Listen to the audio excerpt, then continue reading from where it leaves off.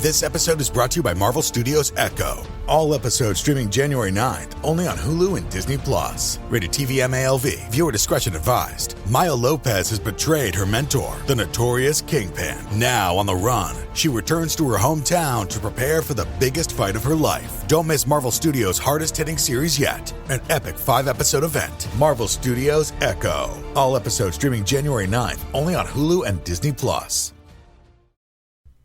Hello, and welcome to Scare You to Sleep.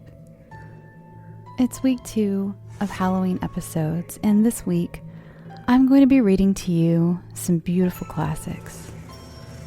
I call this episode Old Tales Unheard because the stories this week aren't the old faithful you're probably used to when it comes to classic horror or gothic literature. You won't find any Poe or Lovecraft this week, but I hope you'll discover some other authors who wrote just as beautifully and hauntingly. Also, you can add these to your horror repertoire, and thus you can outsnob your friends next time they start talking classic horror. Thanks to all those who joined my live stream yesterday. I will definitely be doing more of those in the future. If you missed it, you can still join Last Profiler on the Left's Facebook group, and the video has been posted. Now, our first story of the evening was published in 1896 by Gertrude Atherton, and it's called The Striding Place.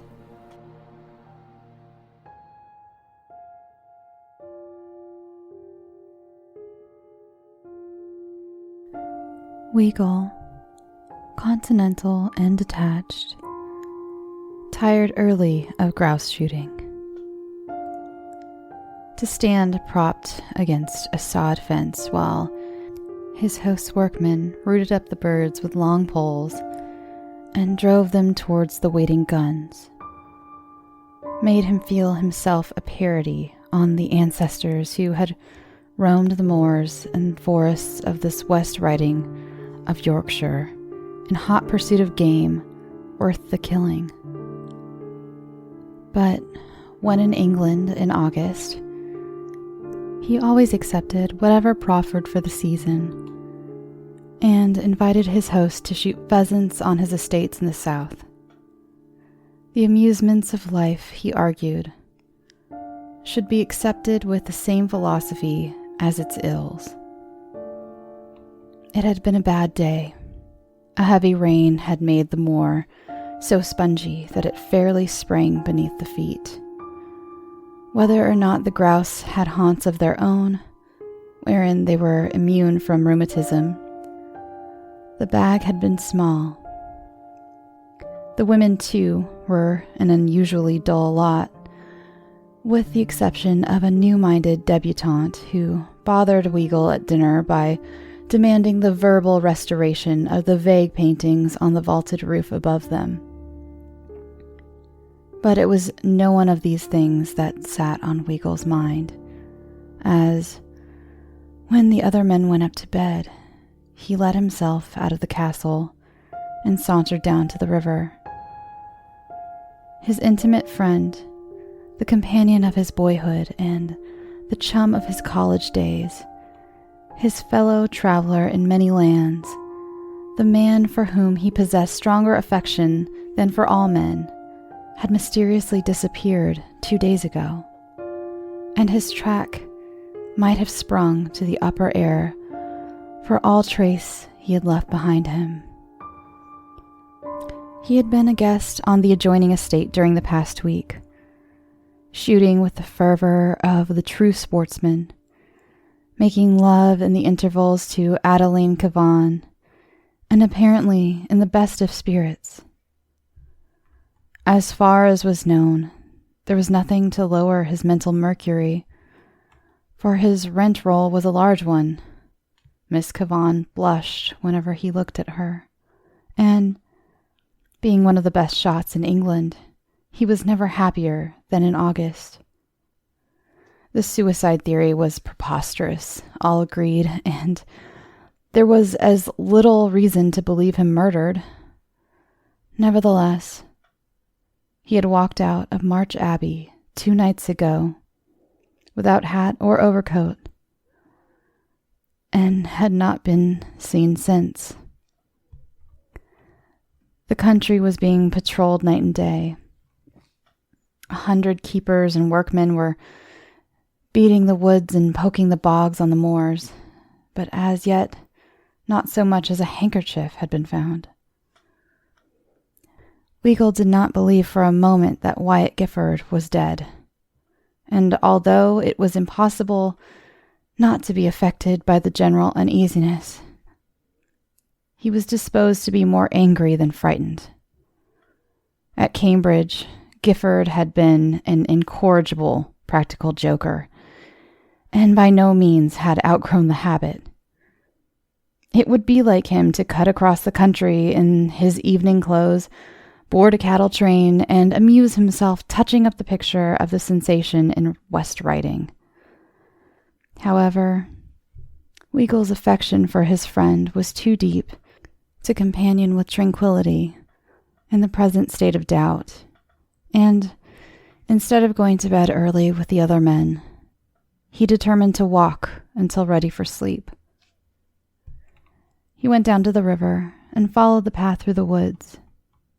There was no moon, but the stars sprinkled their cold light upon the pretty belt of water flowing placidly past wood and ruin, between green masses of overhanging rocks or sloping banks tangled with tree and shrub, leaping occasionally over stones with the harsh notes of an angry scold, to recover its equanimity the moment the way was clear again.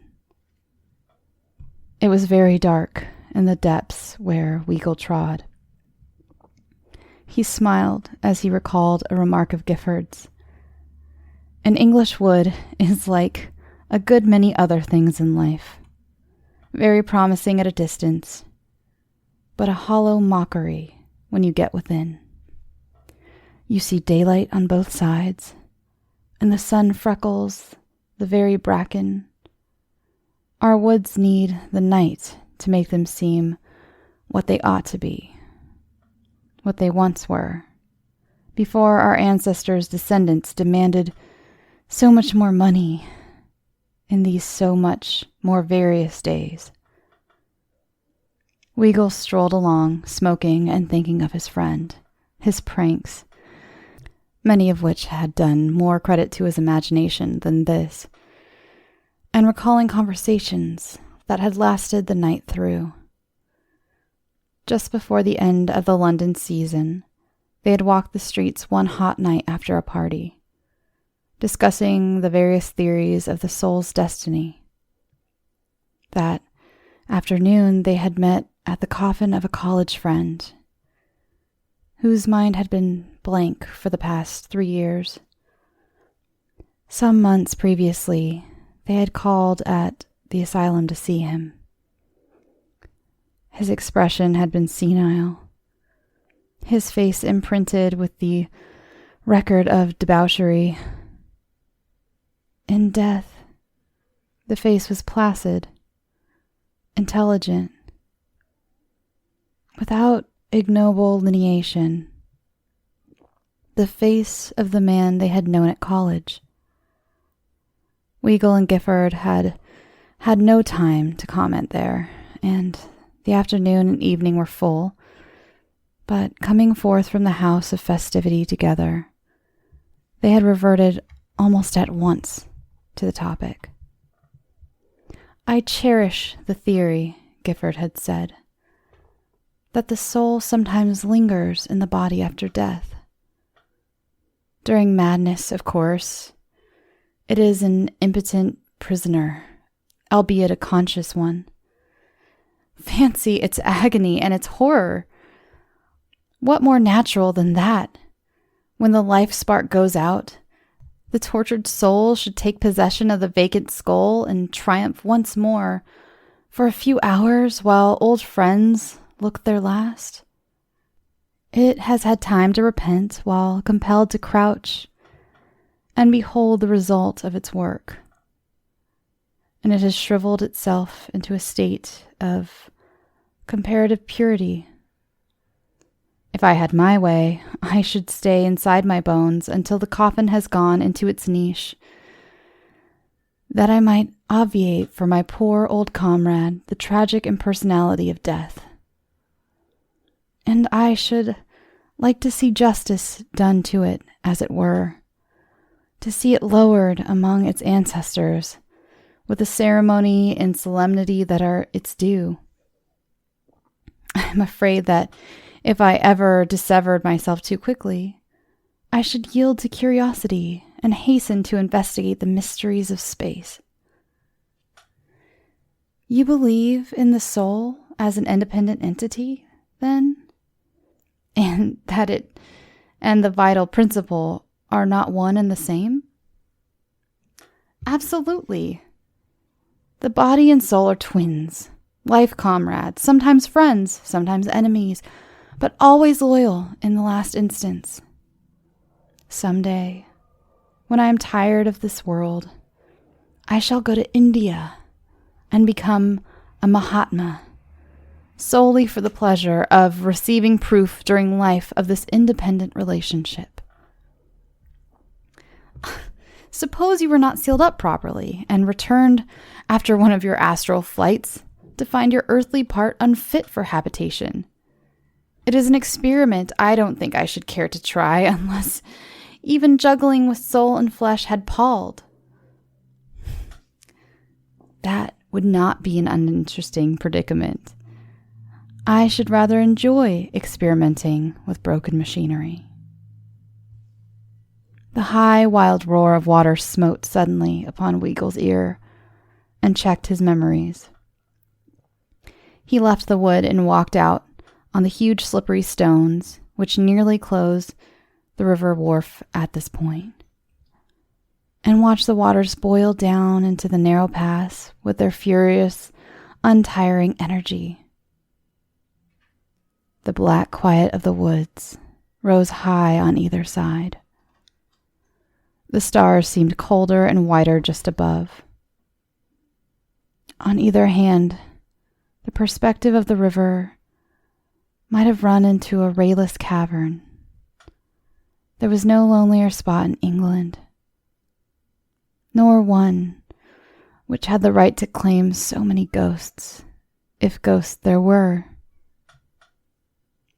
Weagle was not a coward, but he recalled uncomfortably the tales of those that had been done to death in the Strid.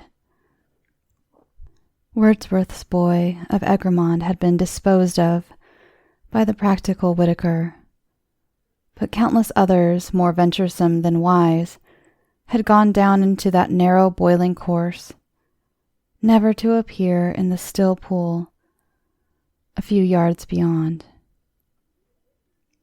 Below the great rocks which formed the walls of the Strid was believed to be a natural vault, onto whose shelves the dead were drawn. The spot had an ugly fascination. Weagle stood, visioning skeletons uncoffined and green, the home of the eyeless things which had devoured all that had covered and filled that rattling symbol of man's mortality. Then fell to wondering if anyone had attempted to leap the Strid of late. It was covered with slime. He had never seen it look so treacherous. He shuddered and turned away, impelled, despite his manhood, to flee the spot. As he did so, something tossing in the foam below the fall, something as white yet independent of it, caught his eye and arrested his step. Then he saw that it was describing a contrary motion to the rushing water, an upward-backward motion. Weagle stood rigid, breathless. He fancied he heard the crackling of his hair. Was that a hand? It thrust itself still higher above the boiling foam, Turning sideways, and 4 frantic fingers were distinctly visible against the black rock beyond. Weagle's superstitious terror left him. A man was there, struggling to free himself from the suction beneath the strid. Swept down, doubtless, but a moment before his arrival, perhaps as he stood with his back to the current. He stepped as close to the edge as he dared. The hand doubled as if in imprecation, shaking savagely in the face of that force which leaves its creatures to immutable law, then spread wide again, clutching, expanding, crying for help as audibly as the human voice. Weagle dashed to the nearest tree, dragged and twisted off a branch with his strong arms, and returned as swiftly to the strid. The hand was in the same place, still gesticulating as wildly. The body was undoubtedly caught in the rocks below, perhaps already halfway along one of those hideous shelves. Weagle let himself down upon a lower rock, braced his shoulder against the mass beside him, then, leaning out over the water, thrust the branch into the hand. The fingers clutched it convulsively. Weagle tugged powerfully, his own feet dragged perilously near the edge. For a moment he produced no impression. Then an arm shot above the waters. The blood sprang to Weagle's head. He was choked with the impression that the strid had him in her roaring hold, and he saw nothing. Then the mist cleared. The hand and arm were nearer, although the rest of the body was still concealed by the foam. Weagle peered out with distended eyes. The meager light revealed in the cuffs links of a peculiar device. The fingers clutching the branch were as familiar. Weagle forgot the slippery stones, the terrible death if he stepped too far. He pulled with passionate will and muscle. Memories flung themselves into the hot light of his brain, trooping rapidly upon each other's heels, as in the thought of the drowning. Most of the pleasures of his life, good and bad, were identified in some way with this friend. Scenes of college days, of travel, where they had deliberately sought adventure and stood between one another and death upon more occasions than one, of hours of delightful companionship among the treasures of art, and others in the pursuit of pleasure, flashed like the changing particles of a kaleidoscope. Weagle had loved several women, but he would have flouted in these moments the thought that he had ever loved any woman as he had loved Wyatt Gifford. There were so many charming women in the world, and in the 32 years of his life he had never known another man to whom he had cared to give his intimate friendship. He threw himself on his face. His wrists were cracking. The skin was torn from his hands. The fingers still gripped the stick. There was life in them yet. Suddenly, something gave way. The hand swung about, tearing the branch from Weagle's grasp. The body had been liberated and flung outward, though still submerged by the foam and spray. Weagle scrambled to his feet and sprang along the rocks, knowing that the danger from the suction was over and that Gifford must be carried straight to the quiet pool. Gifford was a fish in the water and could live under it longer than most men. If he survived this, it would not be the first time that his pluck and science had saved him from drowning. Weagle reached the pool. A man in his evening clothes floated on it. His face turned toward a projecting rock over which his arm had fallen, upholding the body. The hand that had held the branch hung limply over the rock, its white reflection visible in the black water. Weagle plunged into the shallow pool, lifted Gifford in his arms, and returned to the bank. He laid the body down and threw off his coat, that he might be the freer to practice the methods of resuscitation. He was glad of the moment's respite. The valiant life in the man might have been exhausted in the last struggle. He had not dared to look at his face, to put his ear to the heart. The hesitation lasted but a moment. There was no time to lose. He turned to his prostrate friend. As he did so, something strange and disagreeable smote his senses. For a half moment, he did not appreciate its nature. Then his teeth clacked together, his feet, his outstretched arms pointed toward the woods. But he sprang to the side of the man and bent down and peered into his face. There was no face.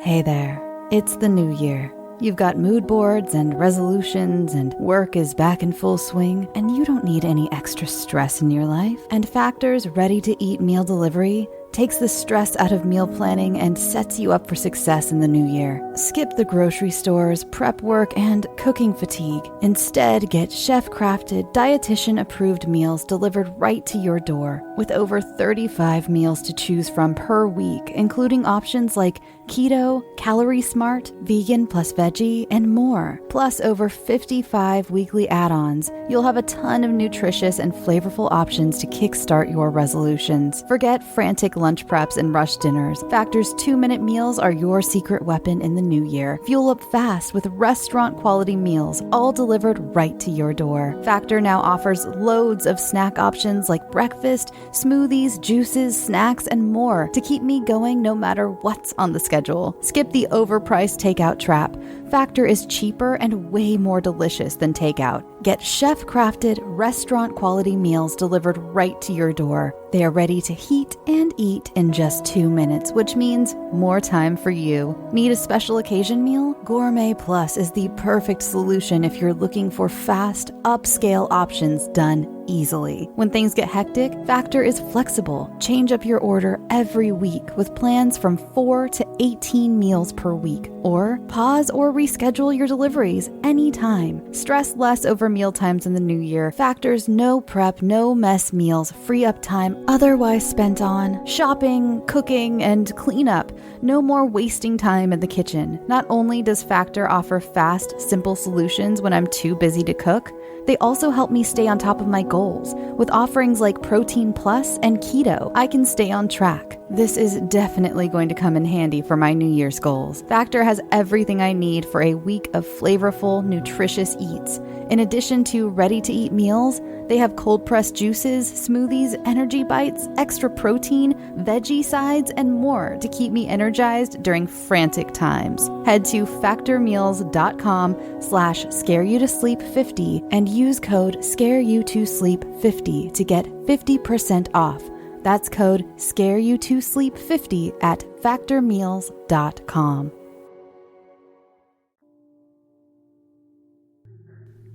Our next story tonight is called The Boarded Window, an incident in the life of an Ohio pioneer. This was written by Ambrose Bierce, and it was originally published on April 12, 1891.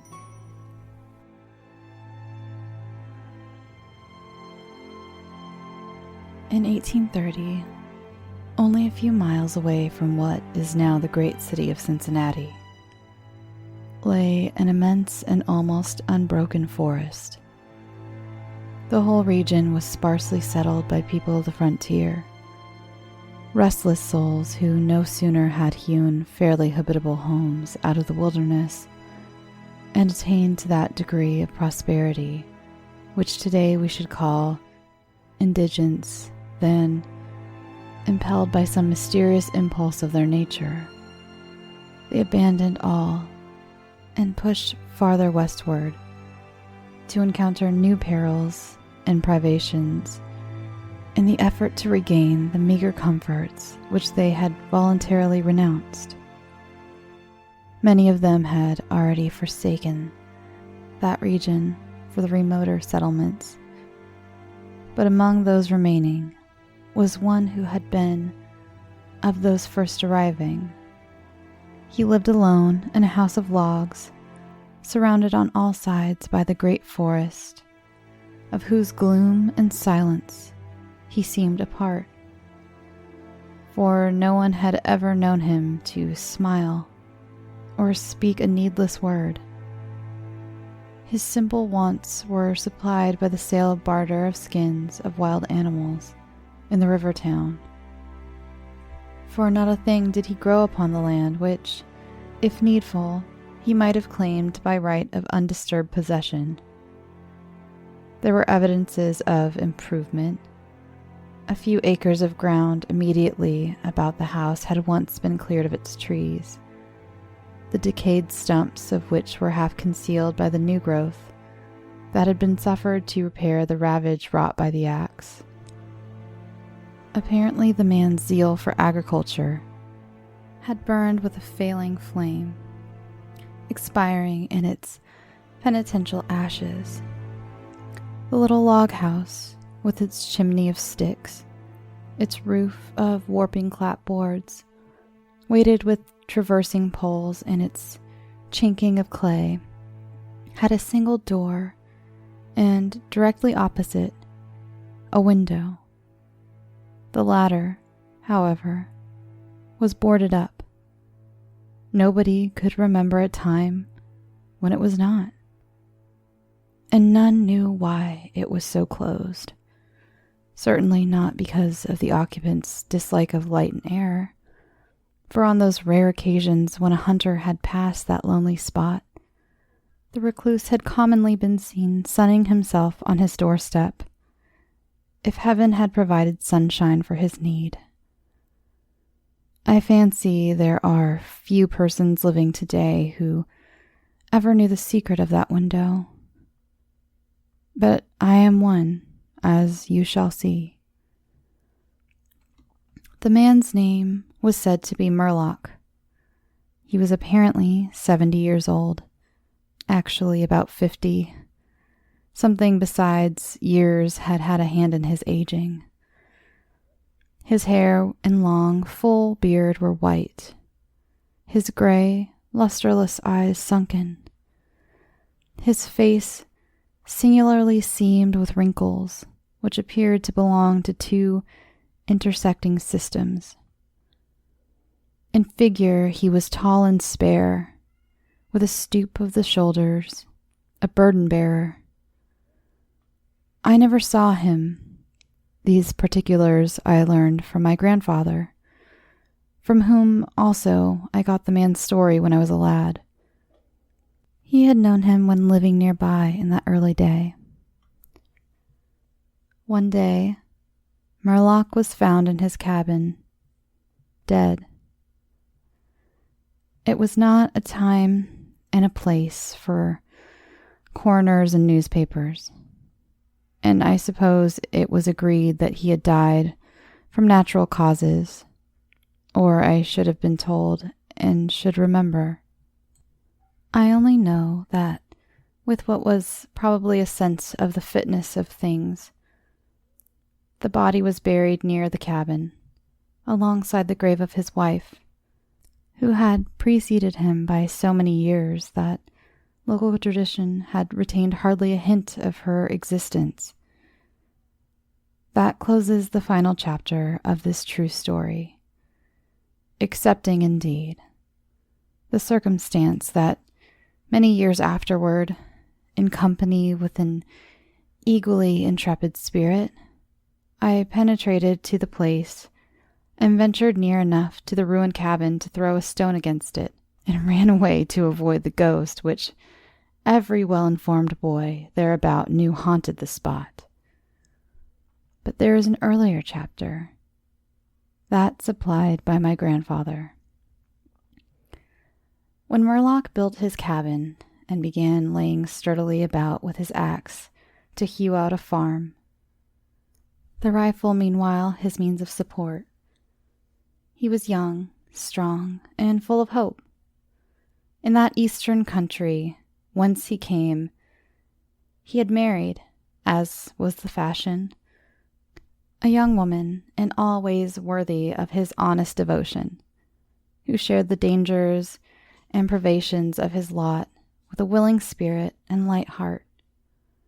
There is no known record of her name, of her charms of mind and person. Tradition is silent, and the doubter is at liberty to entertain his doubt, but God forbid that I should share it. Of their affection and happiness, there is an abundant assurance in every added day of the man's widowed life. For what but the magnetism of a blessed memory could have chained that venturesome spirit to a lot like that?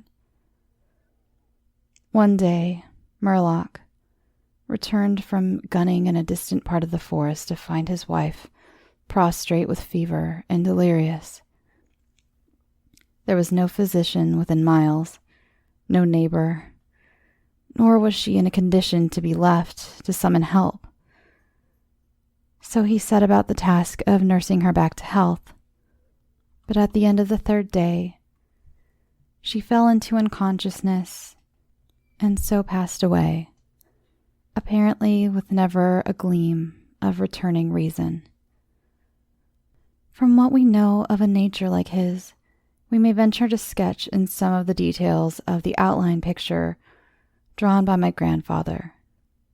When convinced that she was dead, Murloc had sense enough to remember that the dead must be prepared for burial. In performance of this sacred duty, he blundered now and again, did certain things incorrectly, and others which he did correctly were done over and over.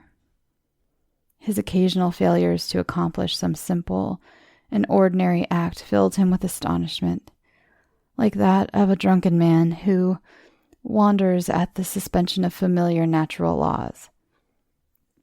He was surprised, too, that he did not weep. Surprised and a little ashamed. Surely it is unkind not to weep for the dead. "Tomorrow," he said aloud, "I shall have to make the coffin and dig the grave, and then I shall miss her, when she is no longer in sight. But now, she is dead, of course, but it is all right. It must be all right, somehow. Things cannot be so bad as they seem." He stood over the body in the fading light, adjusting the hair and putting the finishing touches to the simple toilet, doing all mechanically with soulless care. And still, through his consciousness ran an undersense of conviction that all was right, that he should have her again as before, and everything explained. He had no experience in grief. His capacity had not been enlarged by use. His heart could not contain it all, nor his imagination rightly conceive it. He did not know he was so hard struck. That knowledge would come later and never go. Grief is an artist of powers as various as the instruments upon which he plays his dirges for the dead, evoking from some the sharpest, shrillest notes, from others the low, grave chords that throb recurrent with the slow beating of a distant drum. Some natures it startles, some it stupefies. To one it comes like the stroke of an arrow, stinging all the sensibilities to a keener life. To another, as the blow of a bludgeon, which is crushing benumbs. We may conceive Murloc to have been that way affected, for, and here we are upon surer ground than that of conjecture, no sooner had he finished his pious work than, sinking into a chair by the side of the table upon which the body lay, and noting how white the profile showed in the deepening gloom, he laid his arms upon the table's edge and dropped his face into them, tearless yet, and unutterably weary. At that moment came in through the open window a long, wailing sound like the cry of a lost child in the far deeps of the darkening woods. But the man did not move. Again, and nearer than before, sounded that unearthly cry upon his failing sense. Perhaps it was a wild beast. Perhaps it was a dream. For Murloc was asleep. Some hours later, as it afterward appeared, this unfaithful watcher awoke and, lifting his head from his arms, intently listened. He knew not why. There, in the black darkness by the side of the dead, recalling all without a shock, he strained his eyes to see. He knew not what. His senses were all alert. His breath was suspended. His blood had stilled its tides as if to assist the silence. Who? What had wakened him? And where was it? Suddenly, the table shook beneath his arms, and at the same moment he heard, or fancied that he heard, a light, soft step. Another. Sounds as of bare feet upon the floor. He was terrified beyond the power to cry out or move. Perforce he waited there in the darkness through seeming centuries of such dread as one may know yet live to tell. He tried vainly to speak the dead woman's name, vainly to stretch forth his hand across the table to learn if she were there. His throat was powerless. His arms and hands were like lead. Then occurred something most frightful. Some heavy body seemed hurled against the table with an impetus that pushed it against his breast so sharply as nearly to overthrow him. And at that same instant, he heard and felt the fall of something upon the floor with so violent a thump, the whole house was shaken by the impact. A scuffling ensued, and a confusion of sounds impossible to describe. Murloc had risen to his feet. Fear had by excess forfeited control of his faculties. He flung his hands upon the table. Nothing was there. There is a point at which terror may turn to madness, and madness incites to action. With no definite intent, from no motive but the wayward impulse of a madman, Murloc sprang to the wall with a little groping, seized his loaded rifle, and without aim discharged it. By the flash, which lit up the room with a vivid illumination, he saw an enormous panther dragging the dead woman toward the window, its teeth fixed in her throat. Then there were darkness blacker than before, and silence. And when he returned to consciousness, the sun was high, and the wood vocal with the songs of birds. The body lay near the window, where the beast had left it when frightened away by the flash and report of the rifle. The clothing was deranged, the long hair in disorder. The limbs lay anyhow. From the throat, dreadfully lacerated, had issued a pool of blood, not yet entirely coagulated.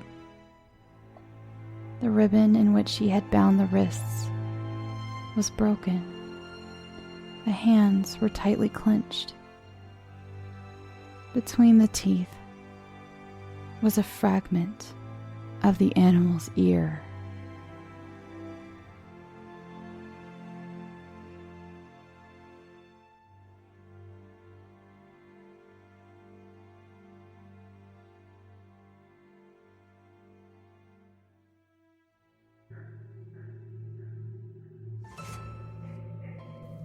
This next story is by a man dubbed the father of the English ghost story, Joseph Sheridan LeFanu. He was sadly also dubbed the Invisible Prince in Dublin after his wife tragically died at age 34. He was a recluse except for in the middle of the night, when he would move like a ghost, wandering the streets of Dublin, often reading a book on astrology or demonology. I apologize to my Irish listeners for any butchering I do of these town names. Thank you, Roisin, for your help with the pronunciation of one town, although I still feel like I said it wrong. This story was published in 1838 and is called The Woman in the Black Coat.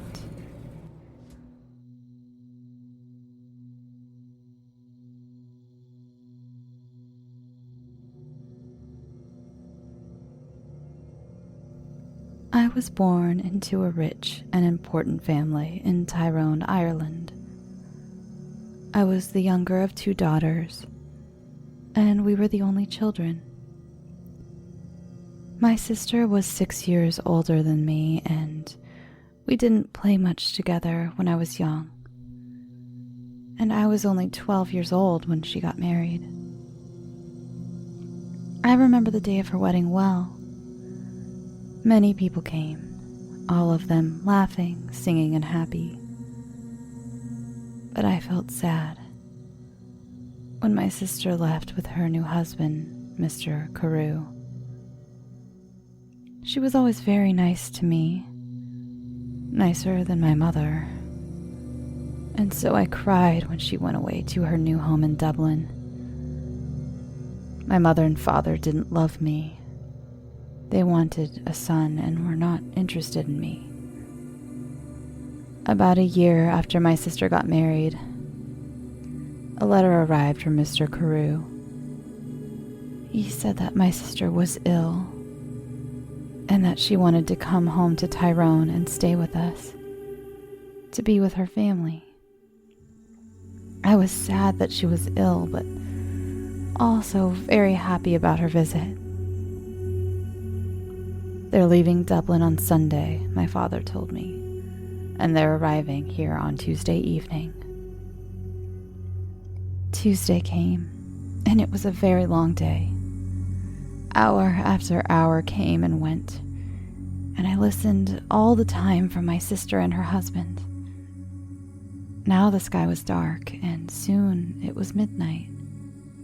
But I couldn't sleep. I listened and waited. Suddenly, at about 1 o'clock in the morning, I heard a noise far away. I ran out of my bedroom and down to the living room. They're here, I called to my father, and we quickly opened the front door to see better. We waited there for a few minutes, and we heard the noise again. Somebody crying far away in the night. But we saw nothing. There were no lights and no people there. We went outside, waiting to say hello and to help my sister with her bags. But nobody was there. Nobody came. I looked at my father, and he looked at me. We didn't understand. I know I heard a noise, he said. "Yes," I answered. "I heard it too, Father, but where are they?" We went back into the house without another word. We were suddenly afraid. The next day, a man arrived and told us that my sister was dead. On Sunday, she felt very ill. On Monday, she was worse, and on Tuesday, at about 1 o'clock in the morning, she died. At the same time, we were outside the house in the night, waiting for her. I never forgot that night. For the next 2 years, I was very sad. You could say that I stopped living. I didn't want to do anything or speak to anyone. Mr. Carew soon married another young woman in Dublin, and I felt angry that he forgot my sister so quickly. I was now the only child of a rich and important family. So before I was 14 years old, men started to visit our home. They wanted to meet me and perhaps to marry me. But I didn't like any of these men, and I thought I was too young to be married. When I was 16, my mother took me to Dublin. "Dublin is a big city," she said. "We're going to meet richer and more interesting men than the ones back home in Tyrone. We can easily find you a good husband in Dublin." In Dublin, I began to be happier. I met a lot of friendly people, and I went dancing every evening. A lot of young men came to speak to me and ask me to dance. I liked talking to them. I started to live and laugh again, and I didn't even think about my dead sister all the time. But my mother was not so happy. She wanted me to find a husband quickly. One night, before I went to bed, she came into my room and said, "Do you know Lord Glenfallen?" "Yes," I answered. "He's that ugly old man from Cahergilla." "He's not ugly, and he's not old, Fanny," my mother said quickly. "He's from a very rich and important family, too, and he wants to marry you. He loves you." "Loves me? Wants to marry me, but he's making a mistake, Mother," I said. "I don't love him. I can't marry someone I don't love." "Think about it, Fanny," my mother answered quietly. "He's a good man, and he wants to marry you. You're a very lucky young woman." My mother left the room, and I sat quietly for a long time. Lord Glenfallen was a nice, friendly man, I thought. I didn't love him, no, but I did like him.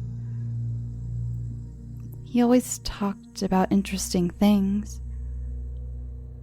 I never felt happy at home with my mother and father, but I always felt better when I talked to him. The next morning, when I saw my mother, I only said one word. "Yes." Lord Glenfallen and I married the next spring, and 2 days after our wedding, we said goodbye to my family and left Tyrone. 3 days later, we arrived in Cahergilla, and I saw my husband's beautiful house for the first time. It was near a river, and there were many trees and flowers in the garden. Birds sang in the trees, and the sky was blue. I stood next to him and looked at it all, and I left very, very happy. "Come, my love," said my husband. "You must come in and meet Martha. She cooks and cleans and knows everything about the house." So we went into the house, and I met Martha, a friendly old woman with smiling blue eyes. She showed me round the house. Suddenly, I felt excited to be there. It was a very happy place. Women sang in the kitchen, men built fires in the living room, and There were dogs and cats everywhere. "Come with me now, madam," said Martha, "and look at your bedroom.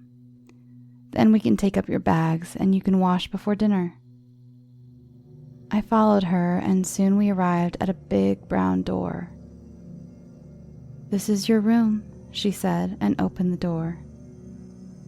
I stood and looked, suddenly cold with fear. In front of me stood something big and black. I didn't know what it was. I thought it was an old coat, but without anybody inside it. I jumped back quickly, very afraid, and moved away from the door. "Is something wrong, madam?" Martha asked me. Nothing. Perhaps it's nothing," I answered quickly. "But I thought I saw something in there. I thought I saw a big black coat when you opened the door." Martha's face went white with fear. What's wrong?" I asked her. "Now you look frightened."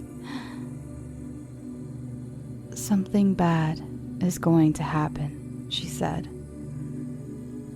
"When someone sees the black coat in this house, we know that something bad is going to happen soon to the Glenfallen family. I saw the black coat when I was a child, and the next morning old Lord Glenfallen died. Something bad is going to happen now, madam. I know it." We went down to have dinner. I felt unhappy and afraid, but I didn't say anything to my husband about the black coat. I wanted to forget about it and be happy again. The next day, Lord Glenfallen and I went for a walk together to look around the house and gardens because I wanted to know my home better. "I like this house and all the people here," I said, "and I'm very happy to be here with you. It's much better than Tyrone." My husband was very quiet for a long time. He walked with his head down, thinking. Then, suddenly, he turned to me, took my hand and said, "Fanny, listen to me.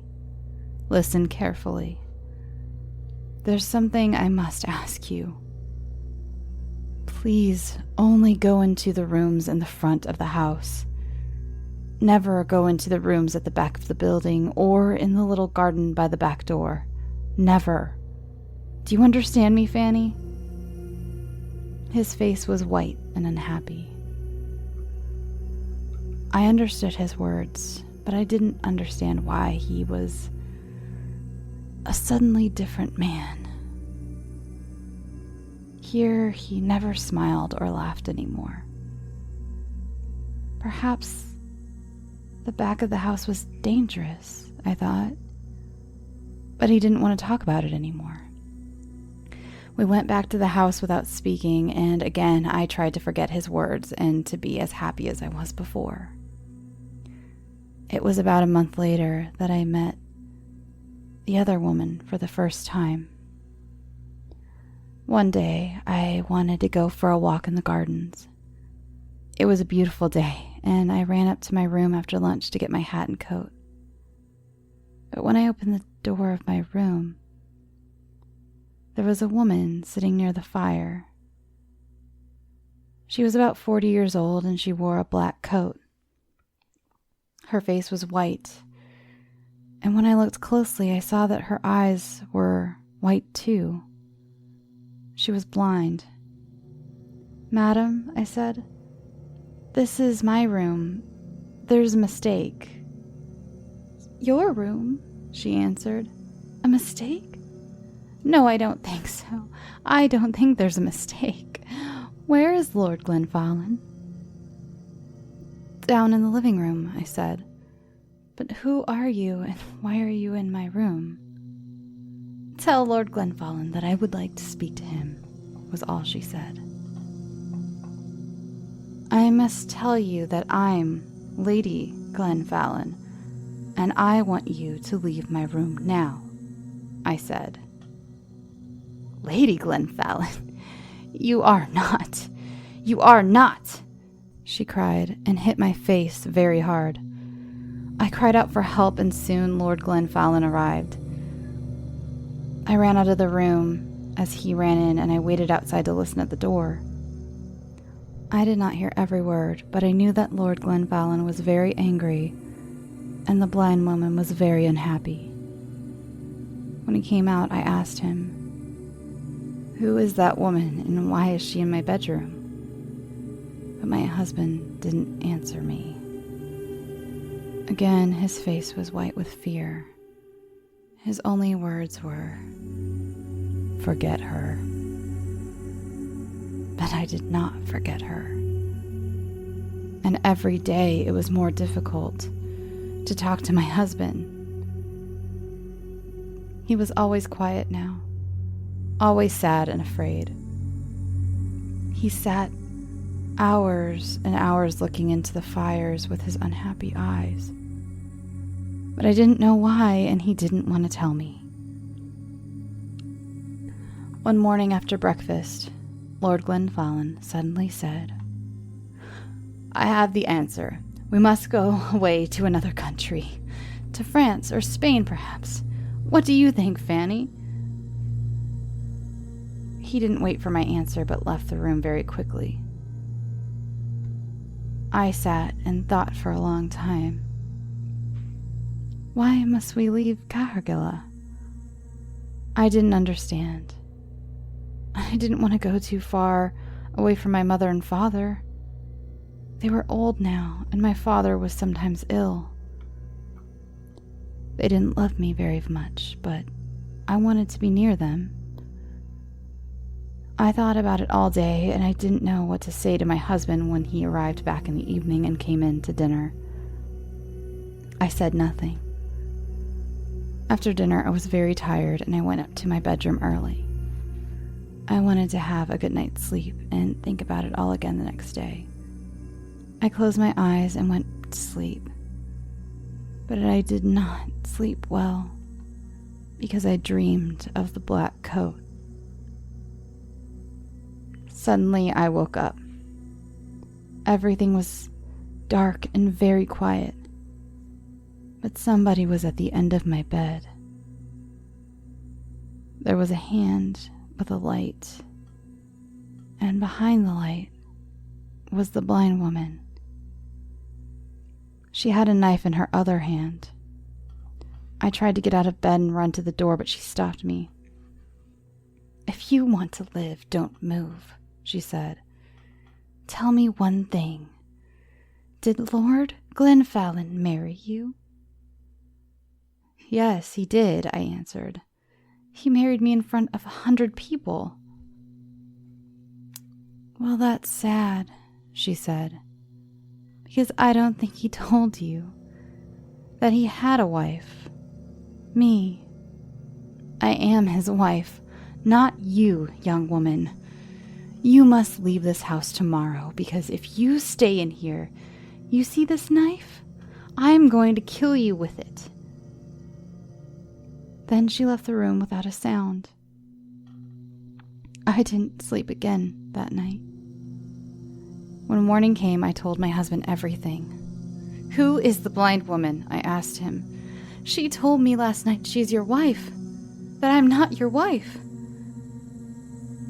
"Did you go into the rooms at the back of the house?" asked my husband angrily. "I told you you must never go there." "But I didn't," I answered. "I was in my bed all night. She came to me. Please tell me what's happening."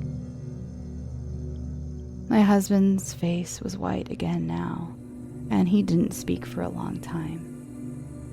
Then he said, "No, she is not my wife. You are. Don't listen to her. She doesn't know what she is saying." And he left the room. I ran to find Martha. I didn't like this house anymore. My husband was a difficult man, and I didn't understand him. Who was the blind woman? I wanted to know everything. "Don't cry, madam," said Martha when I found her. "Sit down and listen to me. What I'm going to tell you is not very nice. The blind woman, the woman in the black coat, is dead. You saw her ghost. She was married to your husband, and she was Lady Glenfallen. Nobody knows how she died. Her bedroom was at the back of the house. Somebody saw your husband with a knife in his hand on the night she died. But did he kill her? Nobody knows. When we found her, the knife was on the floor next to her, and her eyes... Somebody cut her eyes out after she died. Perhaps he didn't want her to see his other woman, his next wife. You. I didn't wait to speak to my husband again. I left that day. I was too afraid to stay another minute. I knew that blind woman was going to come back again and kill me. I said goodbye to Martha, took my bags, and told my driver to take me back. I am happy living here with my mother and father now. The house is quiet. I sleep well each night, and they are friendlier to me than they were before. Sometimes my dead sister visits me at night, but I'm never afraid. She tells me that the blind woman is trying to find me and that she wants to kill me. She's jealous of me, but she can never find me there. She must wait for the next Lady Glenfallen.